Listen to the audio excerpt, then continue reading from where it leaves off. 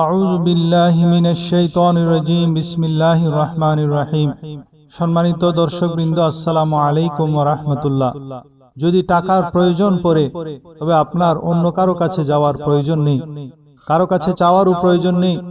লাখ, 2 লাখ, 50 লাখ, যত টাকারই প্রয়োজন হোক না কেন, শুধু চোখ বন্ধ করে আল্লাহর এই নামটি পড়া শুরু করে দিন। সঙ্গে সঙ্গে গায়েবী উপায়ে আপনার জন্য টাকার ব্যবস্থা হয়ে যাবে। আজ আমি আপনাকে মনের এক গোপন রহস্য জানাচ্ছি।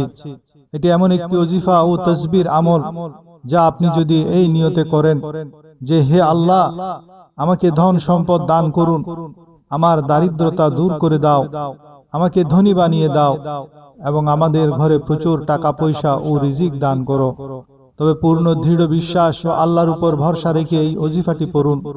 ইনশাআল্লাহ সাথে সাথে টাকার ব্যবস্থা হয়ে যাবে। এটি অত্যন্ত চমৎকার ও শক্তিশালী একটি আমল।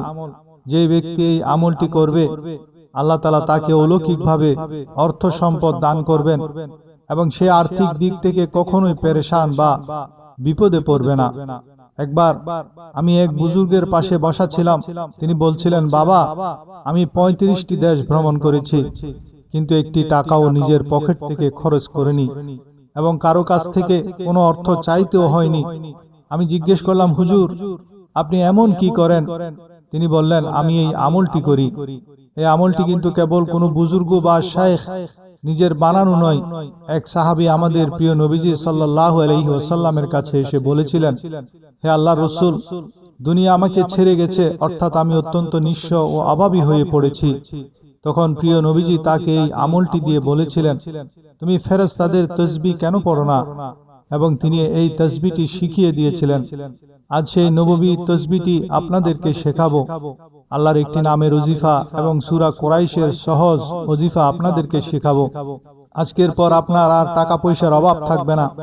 প্রথমে আল্লাহর নামের ওজিফাটি বলবো, তারপর সূরা কুরাইশের ওজিফাটি, এবং সবশেষে প্রিয় নবীজি সাহাবীকে যে পাওয়ারফুল ওজিফাটি দিয়েছেন, যেটিকে ফেরেশতাদের তাসবিহ বলা হয়, সেটি বলবো। তাই শেষ পর্যন্ত অবশ্যই ধৈর্য ধরে শুনে নোট করে নেবেন। যার প্রয়োজন সে অনতিবিলম্বে এই ওজিফাটি করে নিন। এতে বারের কোনো বাধ্যবাধকতা নেই যে শনিবার বা সোমবারই করতে হবে, যে কোনো সময় করতে পারেন, কারণ প্রতিটি দিন ও প্রতিটি মুহূর্ত আল্লাহরই সৃষ্টি। শুধু তার দরবারে ইবাদতের জন্য বসে পড়ুন। প্রিয় শ্রোতাবৃন্দ, এটি একটি পরীক্ষিত আমল। এটি একটি বিশেষ আমল যা অন্য কোথাও পাবেন না। কেউ যে এটি বুঝতে পারবে সে লাখ লাখ কোটি কোটি টাকার মালিক হয়ে যাবে এবং তাৎক্ষণিকভাবে মালামাল হয়ে যাবে। এটি এতটাই কার্যকর ও শক্তিশালী আমল যে পড়ার সাথে সাথে গায়েবী সাহায্যের পথ সুগম হতে শুরু করে। আজ আপনি যদি কোটিপতি হতে চান, তবে আমার রব আপনাকে তা দান করবেন। আপনার কাছে যে সম্পদ রয়েছে তাতে বরকত ও বৃদ্ধি ঘটবে। আপনার সব ধরনের দারিদ্রতা, অভাব অনটন ও পেরেশানি ইনশাআল্লাহ সঙ্গে সঙ্গে দূর হয়ে যাবে। আপনি অল্প কিছুদিনের মধ্যেই ধনী ব্যক্তিদের অন্তর্ভুক্ত হয়ে যাবেন এবং আত্মীয় স্বজনদের চেয়েও বেশি সম্পদের মালিক হবেন। এই কথাটি আমার নিজের নয়, এটি প্রবীণ বুজুর্গ এবং আল্লাহর ওলিদের বাতলে দেওয়া ওজিফা। যেভাবে তারা বলেছেন সেভাবে আমি আপনার কাছে পৌঁছে দিচ্ছি। এটি আল্লাহর আসমাউল হুসনা বা বরকতময় নামের ওজিফা। রিজিক ও ধন সম্পদ লাভের জন্য এটি একটি মহা উত্তম বাদশাহী ওজিফা। বড় বড় রাজা, বাদশাহ ও ফকির এই আমল করে বাদশাহী লাভ করেছেন। তাই যে ব্যক্তি রিজিক ও সম্পদের সন্ধান করছেন, তার অন্য কোথাও ছুটাছুটি করার বা কারো কাছে হাত পাতার প্রয়োজন নেই। জীবনের প্রথম ও শেষ ওজিফা মনে করে এটি করে নিন।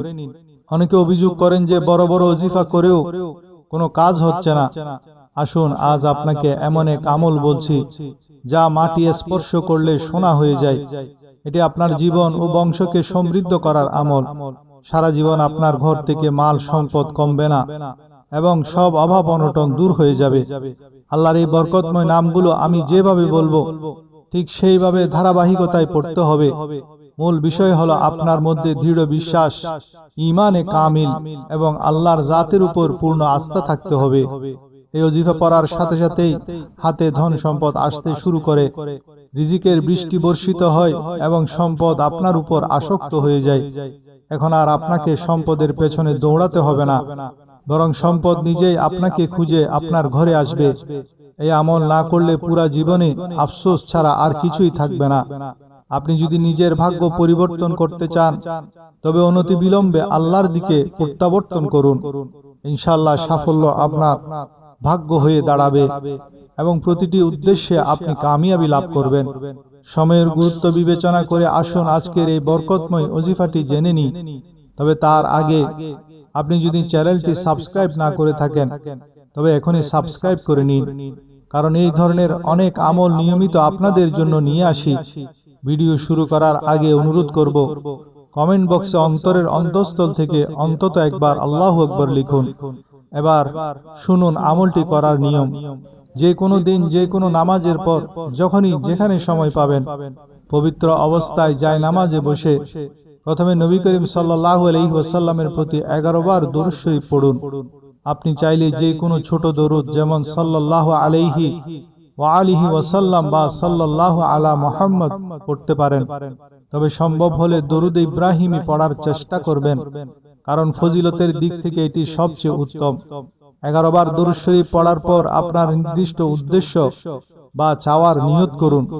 নিজের একটি ঘরের স্বপ্ন থাকলে ঘর চেয়ে নিন, গাড়ির প্রয়োজন হলে গাড়ি চেয়ে নিন, বহু চেষ্টার পরও চাকরি না পেলে চাকরির জন্য নিয়ত করুন, পছন্দের বিয়ে, ঋণ মুক্তি এবং অন্য যে কোনো প্রয়োজন বা হাজতের জন্য নিয়ত করে বসুন। মানুষের বুদ্ধি যাই বলুক না কেন এই কাজ তো অসম্ভব। মনে রাখবেন, আল্লাহর দরবারে কোনো কিছুই অসম্ভব নয়। আপনার সব অসম্ভব হাজত ইনশাআল্লাহ সম্ভব হয়ে যাবে। উদ্দেশ্যের নিয়ত করার পর একবার আউযু বিল্লাহি মিনাশ শাইতানির রাজিম ও একবার বিসমিল্লাহির রহমানির রহিম এটি পড়ে ওজিফা শুরু করুন। প্রথম আমল হলো সূরা কাউসারের আমল। প্রথমে পবিত্র কোরআনের সবচেয়ে ছোট সূরা সূরা কাউসার 11 বার পড়ুন। সূরা আল কাউসার এতটাই শক্তিশালী, এটি পাঠ করলে ব্যবসা বাণিজ্যের বাধা, সন্তানের বিয়ের বাধা, ঘরের উপর জাদু, জিনের আসর এবং নজরে বদ নিমিষেই ধ্বংস হয়ে যায়। সূরা আল কাউসার ভাগ্য খুলে দেয়। বিসমিল্লাহির রহমানির রহিম ইন্না আ'তাইনাকাল কাউসার ফাসাল্লি লিরাব্বিকা ওয়ানহার ইন্না শানিআকা হুয়াল আবতার। পুরো একাগ্রতা ও আন্তরিকতার সাথে এটি 11 বার পড়ুন। দ্বিতীয় আমল হলো সূরা আল ইখলাস। সূরা কাউসার 11 বার পড়ার পর দ্বিতীয় নম্বরে সূরা আল ইখলাস 11 বার পড়ুন। সূরা আল ইখলাস পাঠকারী আল্লাহর প্রিয় বান্দা হয়ে যায়, কারণ এতে আল্লাহর একাত্মবাদের জিকির রয়েছে। বিসমিল্লাহির রহমানির রহিম কুল হুয়াল্লাহু আহাদ আল্লাহুস সামাদ লাম ইয়ালিদ ওয়া লাম ইউলাদ ওয়া লাম ইয়াকুল লাহু কুফুয়ান আহাদ। মনে রাখবেন, সূরা আল ইখলাস 3 বার পড়লে পুরা এক খতম কোরআনুল কারীম পড়ার সওয়াব পাওয়া যায়। আর এটি 11 বার পড়ার পর আল্লাহর বিশেষ দৃষ্টি অর্জিত হয়, যা আপনার সব আটকে থাকা কাজ সহজ করে দেবে। তৃতীয় ও প্রধান আমল হলো আল্লাহর নাম। এটি আজকের আমলের মেরুদণ্ড স্বরূপ।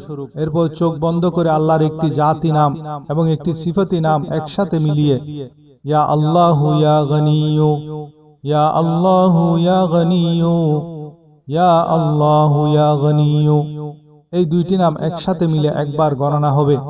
এভাবে ডান হাতের আঙ্গুলে গুনে গুনে ঠিক 71 বার পাঠ করবেন। সবশেষে আবার শুরুতে পড়া সেই 11 বার দরুদ শরীফ পাঠ করুন। এতে আপনার আমল সম্পূর্ণ হলো।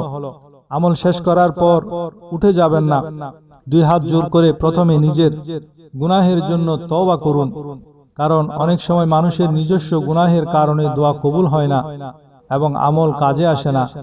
তওবা করার পর আল্লাহর দরবারে হাত তুলে আকুল হয়ে কাঁদতে কাঁদতে নিজের চাওয়ার কথা বলুন। বলুন, হে মাওলাই করিম, আজ আমার রিজিক ও সম্পদের বড় প্রয়োজন। আমি আপনার দরবারে ভিখারি হয়ে বসেছি, আমার হাজত পূরণ করে দিন। আল্লাহ তাআলা 70টি মায়ের চেয়েও বেশি ভালোবাসেন। আপনি আমল শেষে আকুল হয়ে কান্নাকাটি করে চাইলে তিনি আপনাকে এতটাই নিয়ামত দান করবেন যে আপনি ভাবতেও পারবেন না রিজিক কোথা থেকে আসছে। এখন আমি আপনাদের সামনে সূরা কুরাইশের মধ্য থেকে 5টি প্রধান বরকত তুলে ধরছি। 1 নাম্বার হলো অকাল বার্ধক্য দূর হওয়া। আল্লাহ তাআলার যে বান্দা ঈমান ও পূর্ণ বিশ্বাসের সাথে সূরা আল কুরাইশ তেলাওয়াত করবে, আল্লাহর রহমতে সেই ব্যক্তি সময়ের আগে বুড়িয়ে যাবে না, তাকে অকাল বার্ধক্য স্পর্শ করবে না। অনেক সময় দেখা যায় বয়সের তুলনায় মানুষকে অনেক বেশি বয়স্ক মনে হয়, কিন্তু নিয়মিত এই সূরা আমলকারী ব্যক্তি যতই বয়সে বড় হোক না কেন, তাকে বয়সের চেয়ে সবসময় তরুণ ও কম বয়সী দেখাবে। আপনি নিজেকে তরুণ রাখতে কত রকমের চিকিৎসায় কত টাকা খরচ করেন, এই আধ্যাত্মিক আমলটি নিয়মিত করুন। ইনশাআল্লাহ বার্ধক্য আপনাকে কাবু করতে পারবে না। রিজিকে বরকত ও পেটের চর্বি কমা। প্রতিবার খাবার খাওয়ার পর যে ব্যক্তি 5 বার সূরা আল কুরাইশ তেলাওয়াত করবে, আল্লাহ তাআলা তার রিজিকে কখনো অভাব আসতে দেবেন না, বরং রিজিকে প্রাচুর্য দান করবেন।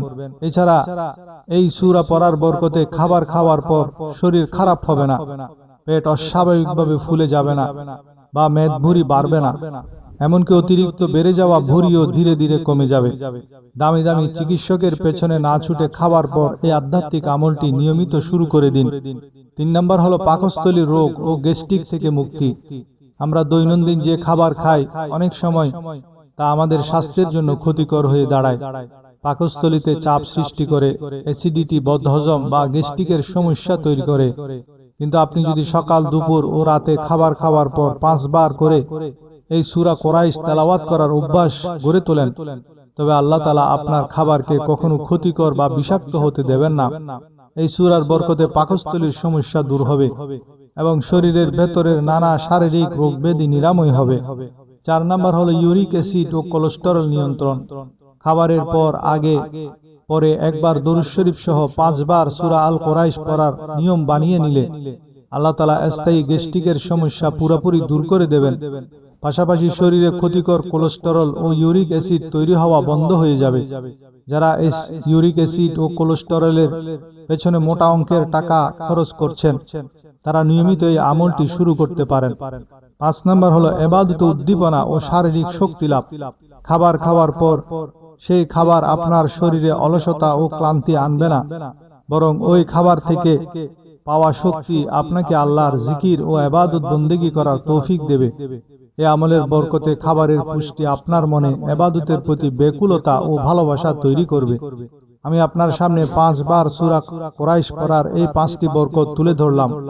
আপনি এটিকে নিজের দৈনন্দিন অভ্যাসে পরিণত করুন এবং আপনার আত্মীয় স্বজন ও বন্ধু বান্ধবদের সাথেও শেয়ার করুন।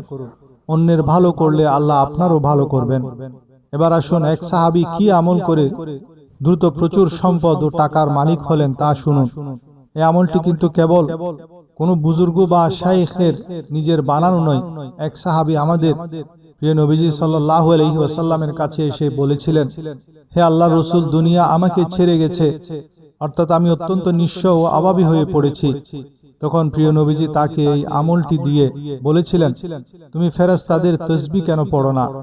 এবং তিনি এই তাসবিহটি শিখিয়ে দিয়েছিলেন, সুবহানাল্লাহি ওয়া বিহামদিহি, সুবহানাল্লাহিল আযীম ওয়া বিহামদিহি, আস্তাগফিরুল্লাহ, সুবহানাল্লাহি ওয়া বিহামদিহি, সুবহানাল্লাহিল আযীম ওয়া বিহামদিহি, আস্তাগফিরুল্লাহ। নবীজির কাছ থেকে এই আমল শোনার পর হাদিসের রাবি বা বর্ণনাকারী বলেন, সেই সাহাবী কিছুদিন আর আসেননি। দীর্ঘদিন পর যখন তিনি আবার এলেন, তখন জানালেন আল্লাহ তাকে এত পরিমাণ নিয়ামত ও সম্পদ দান করেছেন যা তিনি ভাষায় প্রকাশ করতে পারবেন না। মনে রাখবেন, রিজিক মানে শুধু টাকা পয়সা নয়, ভালো স্ত্রী, নেক সন্তান এবং জীবনের আনুষঙ্গিক সব নিয়ামতই রিজিকের অন্তর্ভুক্ত। তবে শাইখ একটি বিষয় স্পষ্ট করে দিয়েছেন, এই আমলটির একটি নির্দিষ্ট সময় রয়েছে। সেই নির্দিষ্ট সময়ে পড়লেই কেবল এর আসল প্রভাব ও বরকত পাওয়া যাবে। সময়টি হলো ফজরের সুন্নত ও ফরজ নামাজের মধ্যবর্তী সময়। সুন্নত পড়ার পর এবং ফরজ নামাজ শুরু হওয়ার আগের সময়ে এই তাসবিহটি 100 বার পাঠ করতে হবে। যদি কেউ সেই সময়ে পড়তে না পারে, তিনি সুবহে সাদিকের পর থেকে সুন্নত পড়ে নেওয়ার পর থেকে যতক্ষণ ফজর নামাজের সময় বাকি থাকে তার মধ্যে পড়ে নিলেই এটি তার অলৌকিক প্রভাব দেখাবে। মাওলানা সাকিব মাদানী মাদ্দাজিল্লুহুল আলী বলেন, একবার আমার মদিনা শরীফের শাইখ আমাকে তার বাড়িতে দাওয়াত দিলেন। বড় বড় ব্যক্তিত্বদের মাঝে এই অদমকেও তিনি স্মরণ করেছিলেন। সেখানে তিনি আমাকে তার উপর আল্লাহর দেওয়া নানা নিয়ামত দেখিয়ে বুঝিয়েছিলেন, দেখো বাবা, এই সকালের তাসবিহের আমলের বরকতে আল্লাহ আমাকে এমন চমৎকার বাড়ি দিয়েছেন, ঘরের বাইরে এমন গাড়ি দাঁড়িয়ে আছে যা এখনো তোমাদের দেশে লঞ্চই হয়নি। তাই এই আমলকে সাধারণ মনে করো না, কখনো ছেড়ো না। ইনশাআল্লাহ আল্লাহ তোমাকে অনেক দান করবেন। তাসবিহটি হলো সুবহানাল্লাহি ওয়া বিহামদিহি, সুবহানাল্লাহিল আযীম ওয়া বিহামদিহি, আস্তাগফিরুল্লাহ। এই আমলের বরকতে আল্লাহ তাআলা বছরের পর বছর ধরে অগণিত নিয়ামত দিয়েছেন। এটি পরীক্ষা করার প্রয়োজন নেই, কেবল বিশ্বাস নিয়ে আমল করার বিষয়। মাওলানা সাকিব মাদানী আরো বলেন, সেই বুজুর্গের সাথে আমি দুবাই সফরে গিয়েছিলাম। 5 স্টার হোটেলে তার সাথে থাকার সুযোগ হয়েছিল। সব সময় দেখেছি তিনি আল্লাহর শুকরিয়া আদায় করছেন। খাবার খাচ্ছেন তো আলহামদুলিল্লাহ বলছেন, জাহাজে বসে আছেন তো আল্লাহর নিয়ামতের শুকরিয়া আদায় করছেন, খেজুর খাচ্ছেন, চা কফি খাচ্ছেন আর আলহামদুলিল্লাহ বলছেন। তিনি বলতেন, আল্লাহ পর্যন্ত পৌঁছানোর দুইটি রাস্তা রয়েছে, একটি হলো শুকর আদায় করা, আরেকটি হলো সবর করা। সর্বদা সুখে থাকার সহজ ফর্মুলা হলো নিয়ামত পেলে শুকরিয়া আদায় করা আর বিপদে সবর করা। শুকর আদায়কারীও জান্নাতি আর ধৈর্য ধারণকারীও জান্নাতি।